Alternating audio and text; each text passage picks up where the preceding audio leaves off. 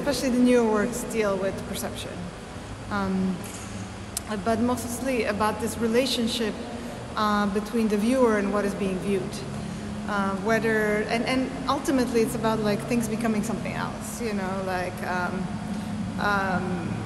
the differences between organic or inorganic, or living or dead, or the artist and the work. I mean, you know, to question feminism these days is really not a thing anymore. You know, like it has to come as natural.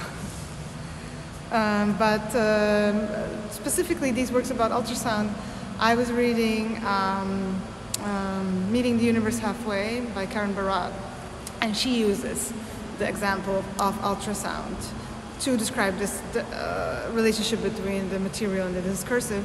And then when I started reading that, I was like, oh, well, this is so familiar to me, because it's a technology I grew up with. I do come from a Slovak-speaking minority in Serbia, or what used to be Yugoslavia, and I grew up in Slovenia, and I think there was this umbrella of Yugoslavia that made sense for me, that had space for me.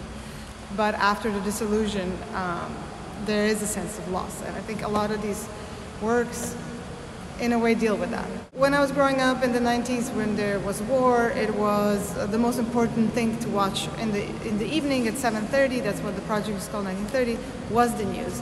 At the same time, as soon as the kind of the conflict stopped, that's where the borders loosened up a little bit, and really this like influence of techno, of electronic dance music comes in from the continental Europe. And for me, for the generation that for 5 years was kind of locked in, not going anywhere, this was, it did kind of bring down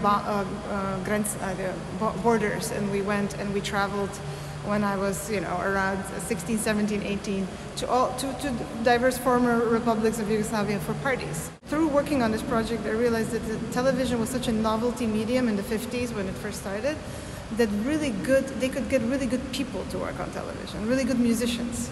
And these musicians were also experimental, and they did stuff on samplers, on synthesizers, and so on. So I think the first contact with electronic music for a general audience in Yugoslavia might as well also been the news, where they first heard it.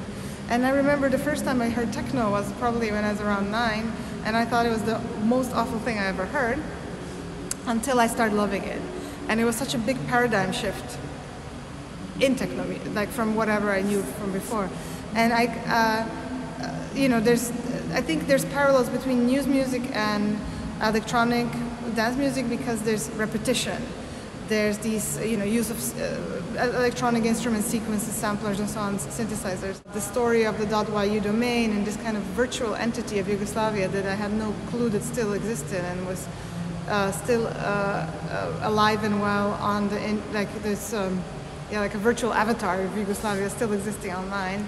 And I only found out about it as it was going to get deleted, abolished from the internet forever. And I felt like I should commemorate this somehow. And in a way, these stacks are also like a very simple form of 3D printing, because it's just layering and to make a volume. With an image on the side, which happens only through these simple, like homemade, home-use inkjet printers. So it was a way to really step out of the internet quite literally.